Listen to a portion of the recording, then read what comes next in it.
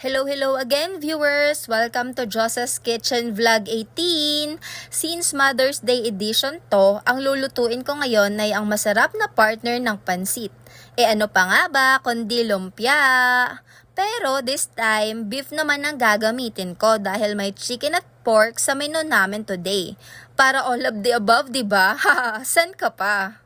May tatlo nga pala akong techniques na isi-share sa paggawa ng lumpia para hindi masira or mapunit ang wrapper. Una, patuluin ng mabuti ang ground meat kung hinugasan nyo. Pangalawa, pwedeng pigain yung liquid sa minced ingredients. Pero sa recipe ito, hindi ko ginawa kasi gusto ko pa ding malasahan ang ingredients. Pangatlo, magdagdag ng binder.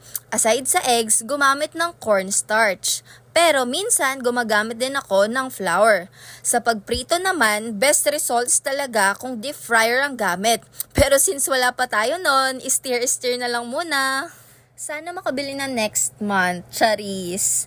And taran, eto ng ating beef spring rolls. Enjoy guys!